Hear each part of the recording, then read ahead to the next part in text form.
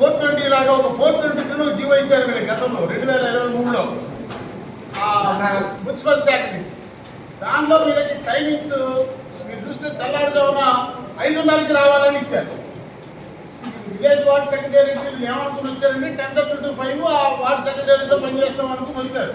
వీళ్ళలో చాలామంది అఫ్కోర్స్ ప్రభుత్వం నిర్దేశించిన క్వాలిఫికేషన్ డిగ్రీనే, కానీ వీళ్ళు పోస్ట్ గ్రాడ్యుయేట్స్ పిహెచ్డీ చేసిన వాళ్ళు, లెక్చరర్లుగా ప్రొఫెసర్లుగా చేసిన వాళ్ళు, ఎక్కడెక్కడ ప్రైవేట్ ఉద్యోగాలు చేసిన వాళ్ళు వదులుకొని మన సొంతూరులో మన ఇంటి దగ్గర మన ప్రభుత్వంలో ఉద్యోగం కదా అని అనుకుని వచ్చారు.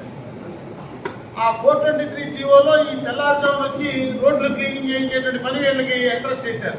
సో దాన్ని తక్షణం నిలుపుదల చేసి అసలు వీళ్ళ పాత్ర, వీళ్ళ రోల్ ఏంటి, వీళ్ళు ఎందుకోసం నియామకం చేయాలని ఆలోచన చేసిన ఫైల్లో వీళ్ళ పర్పస్ ఉంటుంది కదా, ఏ ఉద్దేశంతో వీళ్ళు నియామకం చేస్తున్నాము, ఆ పర్పస్ ఏంటనేది బయటికి తీయాలి. దానికోసం వాళ్ళు వినియోగించాలి, లేదా అందుకంటే బెటర్గా వాళ్ళకున్న అర్హతలకు అనుగుణంగా ఉపయోగించాలి తప్ప మేస్త్రి పనిని వీళ్ళని చేయమని అంటాం. ముఖ్యంగా ఆడవాళ్ళు తెల్లారుజామున పెళ్లిగారు అమ్మాయిలు ఉన్నారు, దాంట్లో లేదా చంటి పిల్లలు ఉన్నవాళ్ళు ఉన్నారు. తెల్లారుజాము 5:30 కంటే అసలు కామన్ సెన్స్ పాయింట్. అధికారులు కూడా అంత అహంకారంగా ఎలా వ్యవహరిస్తున్నారో నాకు అర్థం కావట్లేదు. మీరు ఇది కోర్టు చేయమని కూడా కోరుతున్నాను నిన్న ఆంధ్రప్రదేశ్ ప్రభుత్వ ఉద్యోగ సంఘ అధ్యక్షుడు మా అభిప్రాయంగా. అధికారుల అహంకారం వీడాలి. మా ముఖ్యమంత్రి గారు చాలా స్పష్టంగా చెప్పారు, మానవత్వంతో పనిచేయమని చెప్పారు. ఈ మున్సిపల్ శాఖలో ఉన్నటువంటి అధికారులకి ఈ సెక్రటరీస్ విషయంలో, ఎన్విరాన్మెంట్ సెక్రటరీస్లో ఆ మానవత్వం ఉందా?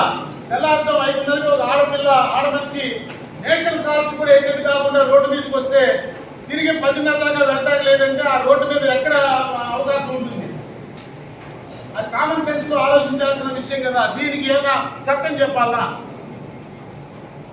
ఈ రాష్ట్రంలో ఒక మహిళా ఉద్యోగిని ఈ రకంగా అవమానకరంగా హ్యాండిల్ చేయబడటం అనేది ప్రభుత్వానికి మంచి పేరునివ్వదు, అది మంచి పరిపాలన అనిపించుకోదు. కాబట్టి సరే, ఇవాళ ఉన్న మంత్రిగా ప్రభుత్వం చేసేది అంటం లేదు, అది ప్రభుత్వం చేసింది వచ్చింది, కానీ దాన్ని సరిదిద్దాల్సిన బాధ్యత, ఎప్పుడైతే ఆమె ఇబ్బంది ఉందని చెప్పినప్పుడు సరిదిద్దాల్సిన బాధ్యత ప్రస్తుత ప్రభుత్వం మీద ఉంది. కాబట్టి అందులో ముఖ్యమంత్రి గారు కూడా చాలా స్పష్టంగా పదే చెప్తూ ఉన్నారు, అధికారులు మానవత్వంతో పనిచేయండి అని చెప్పి. కాబట్టి దీన్ని ఇలాంటి అంశాల ముందు కొంత వాళ్ళకి సాంత్వన చేకూర్చేలాగా వ్యవహరించాల్సినటువంటి అవసరం ఉన్నది.